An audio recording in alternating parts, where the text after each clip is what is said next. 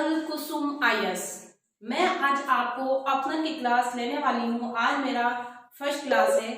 इससे पहले उन स्टूडेंट के सामने जिन्होंने डिफेंस और सोशल स्टडीज ली हुई थी, अब प्रॉब्लम आ खड़ी हुई है वैकल्पिक विषय के रूप में कि अब उनका वैकल्पिक विषय क्या हो, क्योंकि ये सब हटा दिए गए हैं।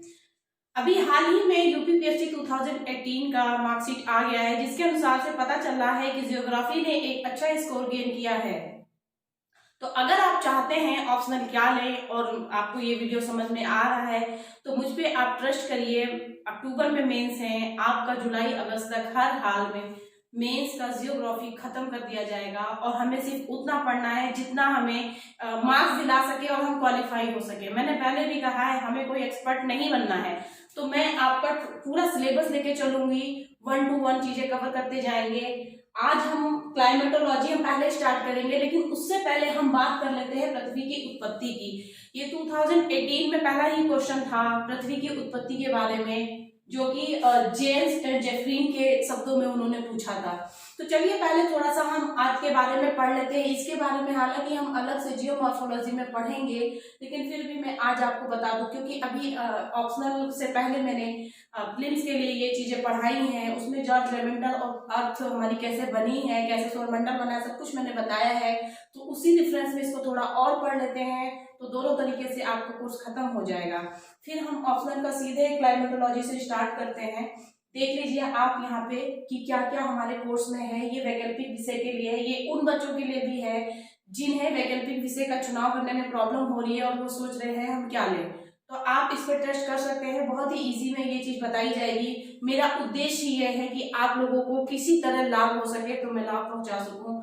मैं पहले से यूपीपीएससी 18 में सिलेक्टेड हूँ। तो आइए मैं बात कर लेती हूँ जलवायु विज्ञान की कि इसका क्या आपका सिलेबस है ऑप्शनल में। देखिए सबसे पहले तो संघटक मतलब कंपोजिशन क्या क्या है, संरचना स्ट्रक्चर क्या है, इंसोलेशन और उसका बजट, हीट बजट। ये मैंने डेमो क्लासेस में, ये सूर्य तक और हीट बजट डेमो क्लासेस में मैं एक दे चुकी हूँ, आप जाकर मेरे चैनल पे देख सकते हैं। ताप दाब पवन, विंड्स, एयर मास का भी मैंने बनाया हुआ है, मैंने पहले से डेमो क्लासेस में दिया हुआ है। वाताग्र, फ्रंट, चक्रवात, साइक्लोन की जेनेसिस क्या है और टाइप्स क्या हैं। मौसम में आप पढ़ेंगे एयर प्रेशर बेल्ट क्या है, मानसून पढ़ते समय आपको ये बहुत जरूरी है। और वैसे भी ये चीज आप जानेंगे तो आपकी आधी क्लाइमेटोलॉजी खत्म हो जाएगी। जलवायु वर्गीकरण, क्लासिफिकेशन ऑफ क्लाइमेट, दो तरीके से होता है, कोपेन और थॉर्नफेल्ड। ये बैक टू बैक कभी ये पूछते हैं कभी ये पूछते हैं, ये पूछा ही जाता है। तो आपका ही इतनी डरने की जरूरत नहीं है कि जियोग्राफी बहुत ज्यादा बड़ी है या बहुत ज्यादा हम कवर नहीं कर पाएंगे, ऐसा कुछ भी नहीं है, ये एक मिथ है। आप इस चीज को समझिए, सिर्फ इतना ही, देखिए सिर्फ इतना ही जलवायु विज्ञान का सिलेबस है। और आपके फर्स्ट पेपर में 3 ही इसके फिजिकल से हैं। सबसे पहला तो आप जियोमॉर्फोलॉजी है जिसमें ये सब पढ़ेंगे, फिर ये है, फिर ओशनोग्राफी है, उसके बाद थोड़ी सी इकोलॉजी और ह्यूमन जियोग्राफी आप पढ़ेंगे। ये फर्स्ट पेपर कवर हो जाएगा। आप उतना ही पढ़िए जितना आता है। वैसे भी हमें इतनी प्रॉब्लम इसलिए ऑप्शन में नहीं होती है, ऑप्शन में हमारे पास ऑप्शंस रहते हैं, हमारे पास चुनाव रहता है 2-3 क्वेश्चन का, तो हम आराम से कर सकते हैं। तो आप ट्रस्ट करें, और अगर आपको पढ़ाई करनी है, आगे समझना है, तो कम एटलीस्ट 2-4 क्लास आप फॉलो करके देखिए, हो सकता है आपकी ये प्रॉब्लम सॉल्व हो जाए ऑप्शनल की। तो ठीक है, मैं पहले बात कर लेती हूँ पृथ्वी की उत्पत्ति की। जैसा कि पहले जॉर्ज लेवेंडर के अनुसार हम पढ़ चुके हैं कि हमारी पृथ्वी की उत्पत्ति कैसे हुई, सौरमंडल कैसे बना। तो इसी डिफरेंस में मैं आगे बात करती हूँ कि इसमें जेम्स और जेफरिन्स की भी डेफिनेशन आती है, उन्होंने क्या कहा है। देखिए आप सिर्फ कॉन्सेप्ट समझिए, उसके बाद आप खुद आंसर राइटिंग करेंगे। अपनी लैंग्वेज में ही आपको लिखना है, आपको कोई बुकिश लैंग्वेज या रटी हुई चीजें नहीं लिखनी है, वो आगे काम नहीं आती है। इतना प्रेशर रहता है मेंस के एग्जाम में कि आप वही चीजें लिख पाएंगे जो आपके मन में आ रहा है, अपनी ही भाषा में आपको आंसर करना है। और ये यूपीएससी और यूपीपीएससी सिलेबस में लिखा हुआ है।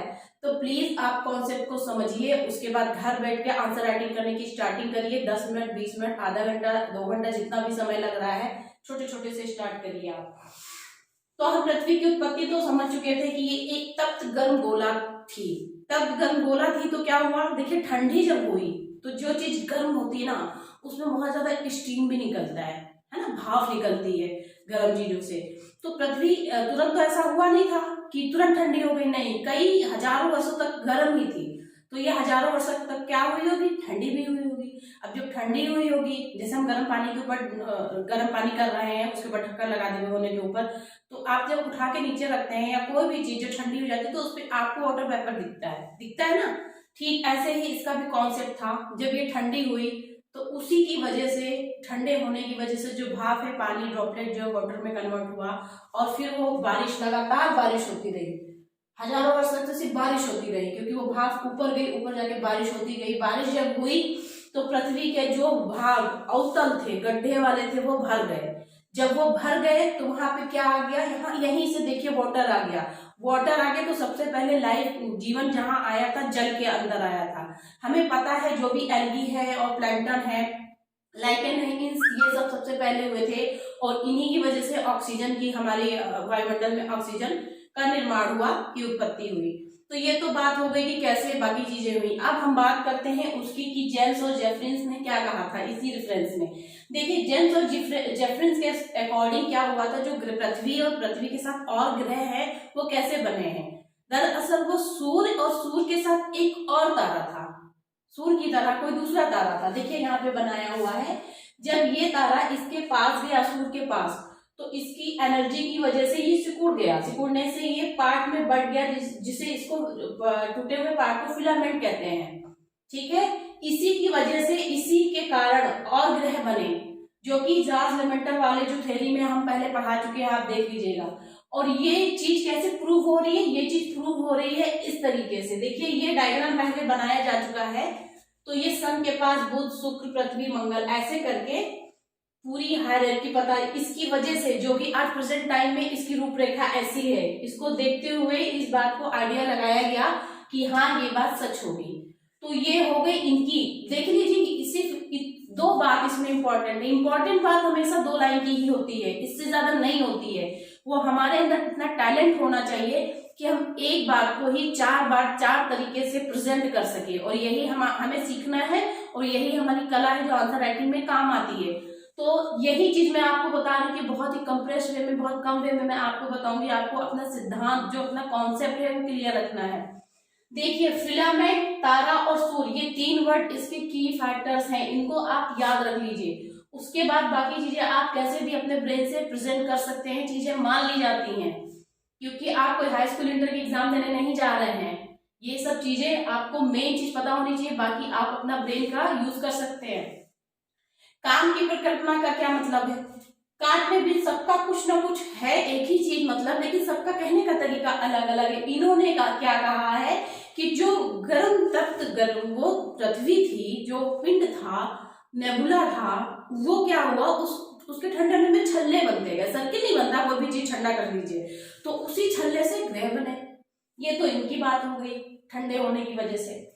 अब तो इतना हमने कर लिया, वैसे हम ये आगे जब जियोमॉर्फोलॉजी पढ़ेंगे तो हम आपको बताएंगे कि ये आगे कैसे हमें पढ़ना है। ये तो बात इसलिए कर दी क्योंकि अभी हमने जॉर्ज लेमेटर को पढ़ा था, तो ये चीज आप पढ़ लीजिए। आगे जब हम पृथ्वी के उत्पत्ति, संरचना वगैरह पढ़ेंगे उसमें ये चीज हो जाएगी। तो आज हम बात करते हैं जलवायु विज्ञान की। तो हम जलवायु विज्ञान से स्टार्ट करते हैं। क्या है क्लाइमेट और क्या है क्लाइमेटोलॉजी। तो आप इसको देख लीजिए, सिलेबस एक बार लिख लीजिए, फिर मैं आगे स्टार्ट करती हूँ।